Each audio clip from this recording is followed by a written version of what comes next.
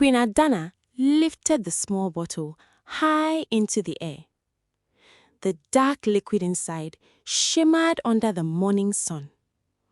"No!" Mama Efe cried. "Don't let her pour it!" Before anyone could stop her, Queen Adanna emptied the bottle onto the ancient altar. A thick black smoke rose into the sky. The ground shook violently. Rumble.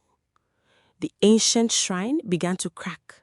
Stones tumbled from the walls as frightened birds burst from the trees.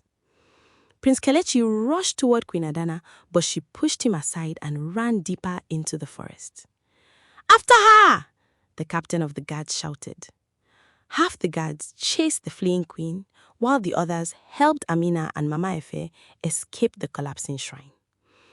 Just as they reached safety, the altar split open with a deafening roar. Hidden beneath it was a stone chamber that had been sealed for decades. Inside were dusty chests filled with royal treasures, ancient scrolls, and the original crown of the kingdom. Amina stared in disbelief. "The real crown?" Mama Efe smiled through her tears. "The one everyone thought was stolen was only a ceremonial crown. This is the true crown of your family." The old prisoner bowed his head. The rightful crown has finally returned to its rightful owner. The hunt through the forest. Meanwhile, Queen Adanna ran as fast as she could. Branches scratched her face, but she did not stop. "If I can reach the river, I can escape to the neighboring kingdom," she whispered. She was only a few steps away when a voice stopped her. "It ends here." She turned. Prince Kelechi stood before her with several royal guards surrounding her. "There is nowhere left to run," he said. Queen Adanna laughed bitterly. "You think this is over?" She pulled out another hidden dagger and charged toward the prince. Before she could reach him, one of the guards knocked the weapon from her hand. It landed in the river and disappeared beneath the rushing water. Queen Adanna fell to the ground. For the first time in 20 years, she had been defeated. The guards placed iron chains around her wrists. The truth before the kingdom. Later that afternoon, the entire kingdom gathered in the palace courtyard. This time, Amina stood where prisoners once stood, not in chains, but dressed in a simple white gown. Queen Adanna was brought before the people. The old prisoner held up the royal birth scroll. "In the presence of the people, the truth shall be known." He told the story of how King Obiora and Queen Amara had died, how baby Amina had been secretly rescued by a loyal servant, and how Queen Adanna had seized the throne through deception and fear. The people listened in stunned silence.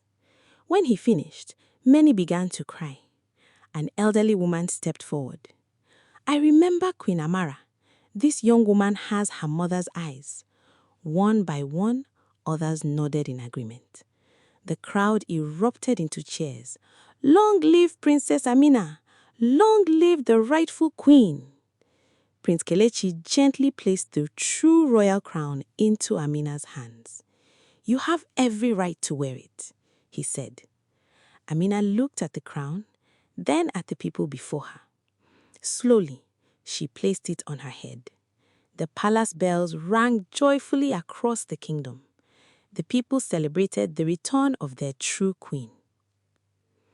A new beginning. Instead of seeking revenge, Queen Amina made her first royal decree. "Every servant in this palace shall ever be treated with cruelty," she continued. "Every maid, every worker, and every child deserves dignity, respect, and justice." The people applauded. Prince Kelechi smiled proudly. "You have the heart of a true ruler." Months later, the kingdom prospered as never before. Peace returned, and the palace became known as a place where kindness mattered more than status. As for Queen Adanna, She was stripped of her title and sentenced to spend the rest of her life in exile, where she would never again rule over another soul.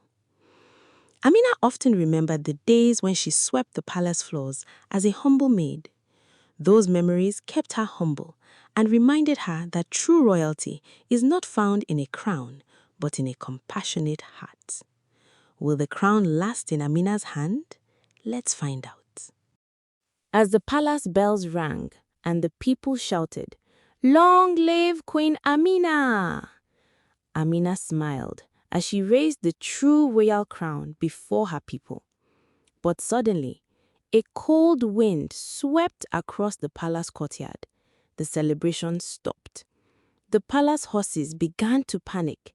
The royal drums fell silent. Then, a palace guard came running through the crowd, out of breath. "Your Majesty," he shouted, there's someone at the northern gate." Prince Kelechi reached for his sword.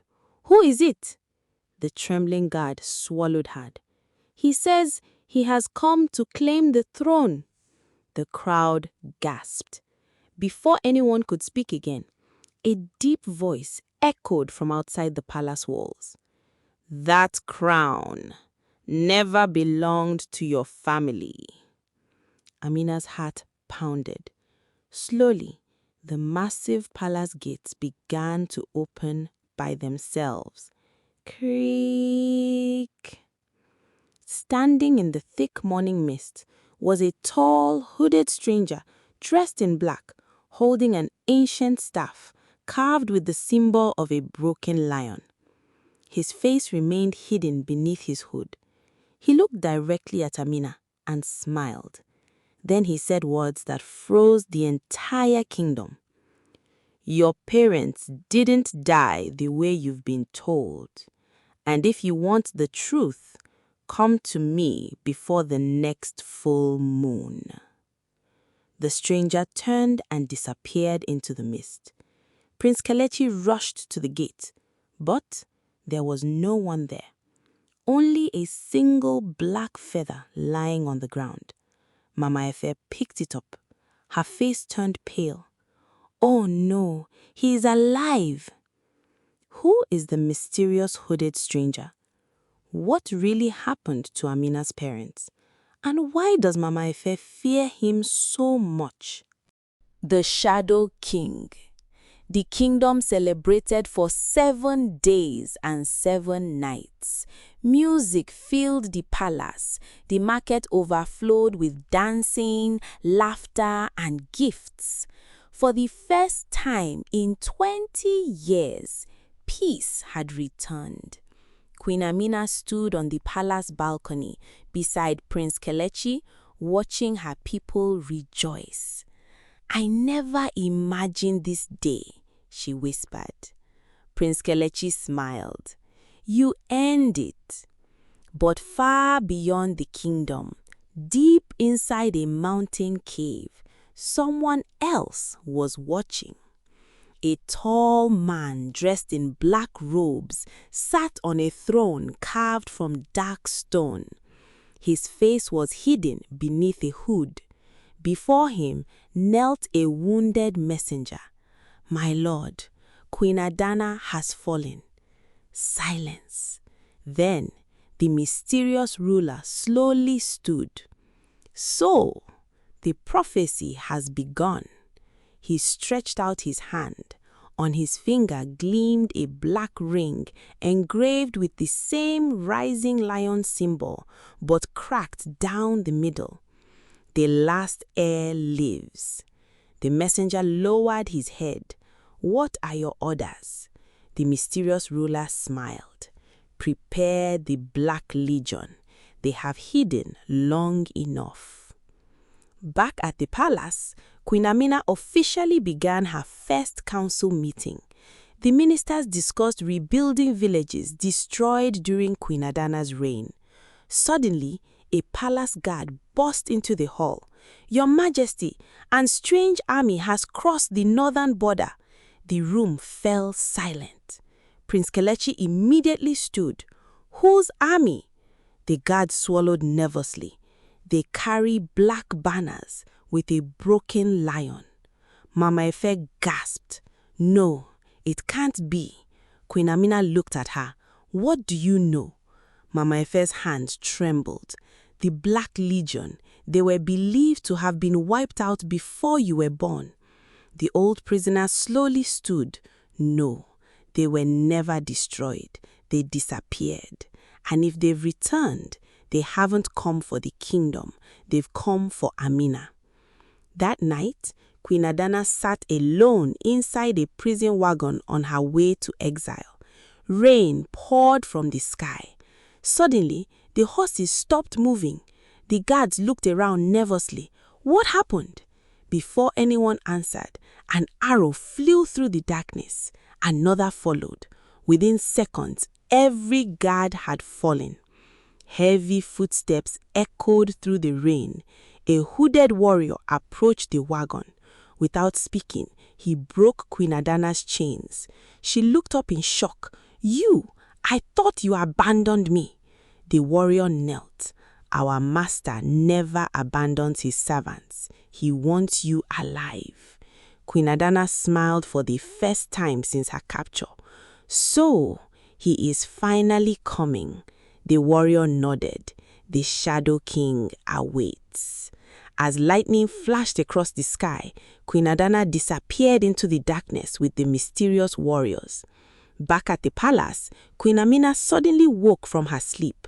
She heard a whisper outside her window, "Your Majesty." She stepped onto the balcony.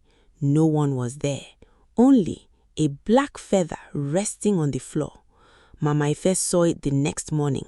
Her face turned pale. The Black Legion, they are already inside the palace. Far away, the Shadow King stood on a cliff overlooking Amina's kingdom. He smiled beneath his hood. "Take your crown while you still can, because soon the kingdom will belong to me." Queen Adanna was never the true mastermind.